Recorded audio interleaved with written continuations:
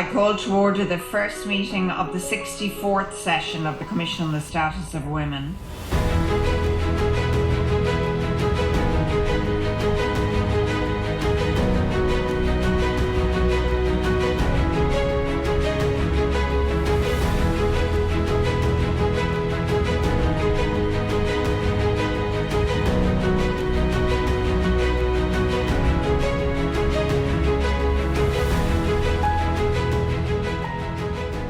Mr. President, there can be no doubt where responsibility lies for the harrowing scenes now playing out right across Ukraine, scenes which have shocked the watching world.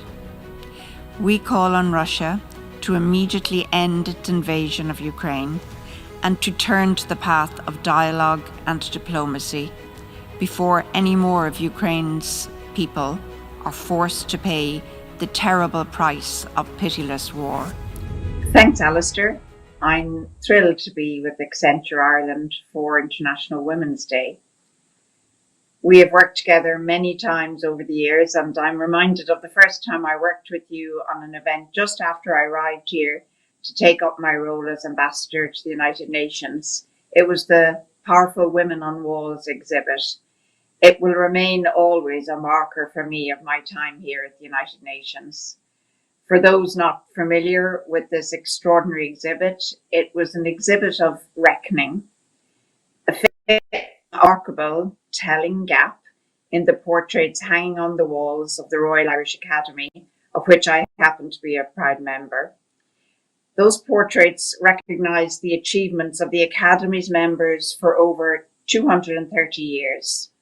But they had one extraordinary thing in common, and yes, you've guessed it, they were all portraits of non-women, in other words, men.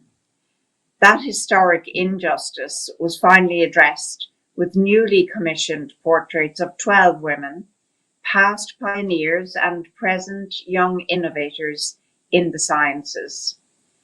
In 2018, Accenture generously brought the exhibit to New York, where it was placed in the corridors of the United Nations. This was an apt location, given that similar problems still persist here at the UN in terms of official portraits, UN Secretaries General, all men so far, another so-called glass ceiling waiting for a breakthrough. So I come back to the inspiration of that exhibit often, not just because it was a memorable one, it was powerful, but because its message of representation bears real daily significance for me as Ireland's ambassador to the UN, and especially as Ireland sits on the Security Council for our 2-year term. I note in passing that I'm the first Irish woman ambassador to sit at that horseshoe table on behalf of Ireland as an elected Security Council member. Coming back to Women on Walls, the central thesis of that exhibit is what I want to talk around a bit about today. I often reflect on my role as Ireland's representative in the Security Council through a lens of my own 4 decades of public service, which started in Ireland in the 80s in an environment that was in recovery, as it were, from the marriage bar that discriminated against women professionals.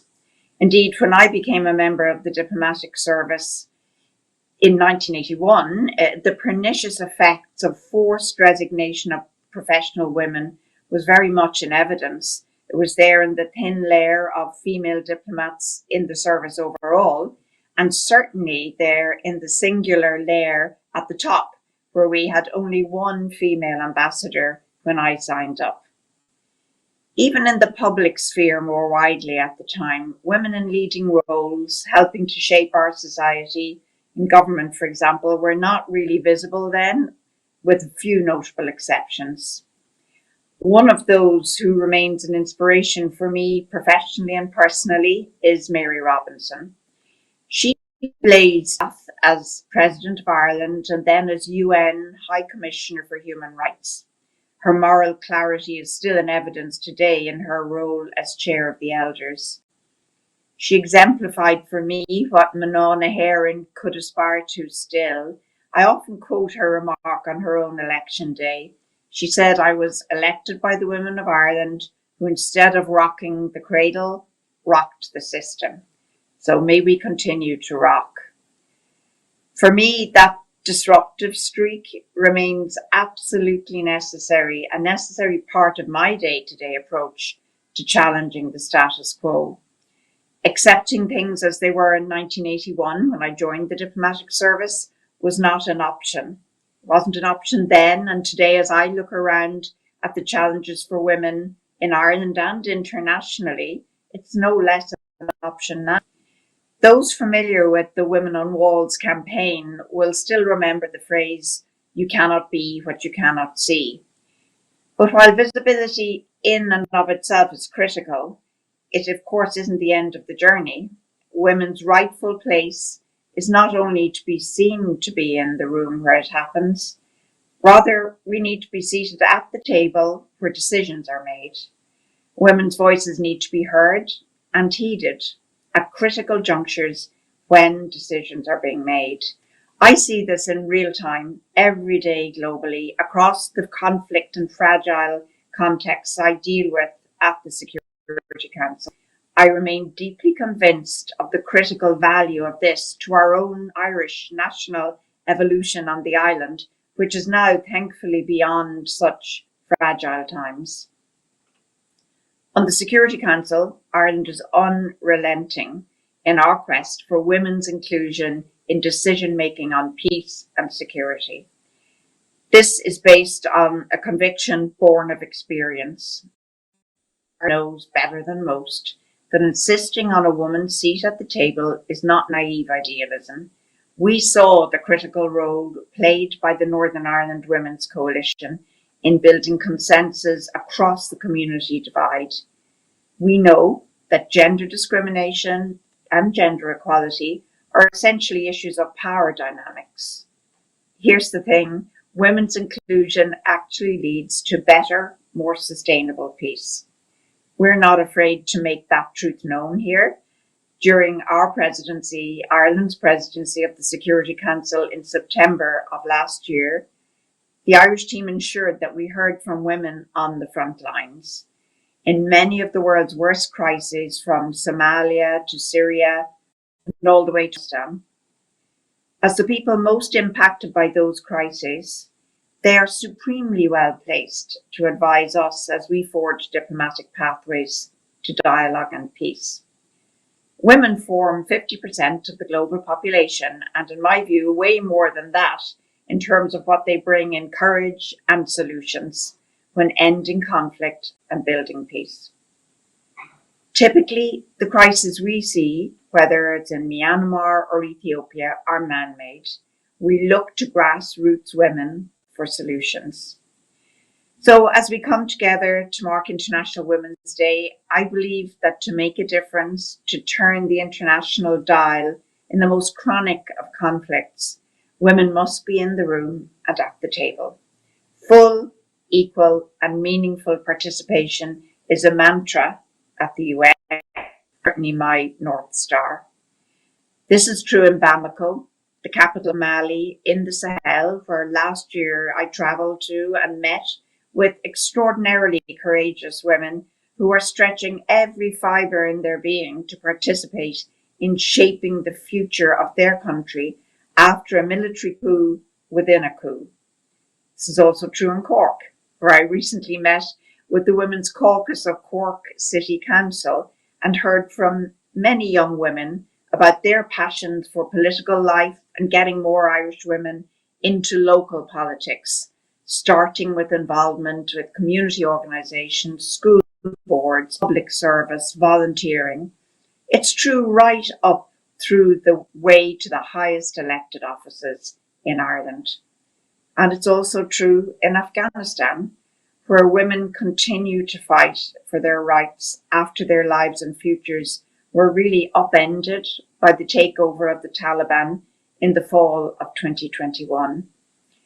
These women really strive to make their voices heard at a time when they are being silenced. They speak out with clarity and power against the intimidation and the violence that's now their daily reality. They rage against erasure. These brave women refuse to accept this fate for themselves, for their daughters, for their country, and they have come to the United Nations to request Security Council members to refuse that too. I know all too well that speaking out in and of its own is not the solution for everything.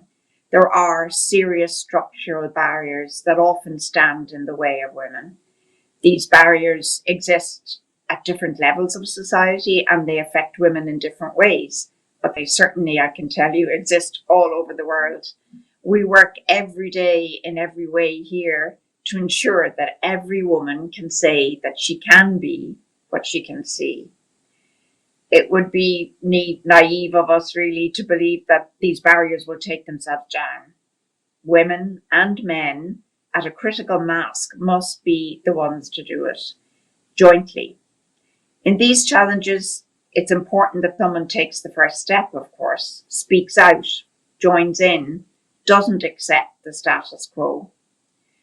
On the centenary of women gaining the right to vote in Ireland, the Irish government, in cooperation with the Royal Irish Academy, commissioned a poem from the late Evan Boland. Her dad was an illustrious predecessor of mine as ambassador to the United Nations. So it was quite literally poetic when she came to New York and declared the poem she had written to us in the United Nations. The poem is titled, "Our Future Will Become the Past of Other Women," and I want to read a short excerpt from it today. She wrote, and I quote, "For those who find the rights they need to be hard won, not guaranteed, not easily given, for each one we have a gift, a talisman, the memory of these Irish women who struggled and prevailed." So on this International Women's Day, I want to thank the women I saw who made me believe I could be who I am today. My mother, Helen Cassidy, and every other daughter, sister, aunt, grandmother who walked in her shoes. And I want to honour those who struggled to make the early key steps in global equality. Their work, their struggle was a gift. Every step by those who came before us was critical to our efforts today to accelerate equality for all. We have a responsibility to keep looking straight ahead. And what we do now for women's equality is writing the future of women to come. Whether it's at an office desk or at the Security Council horseshoe table, a place in the room and at the table isn't negotiable. It wasn't for me, it isn't for those women, and it must not be for all those women who will come after us. So I want to thank you once again and wish you all a happy International Women's Day.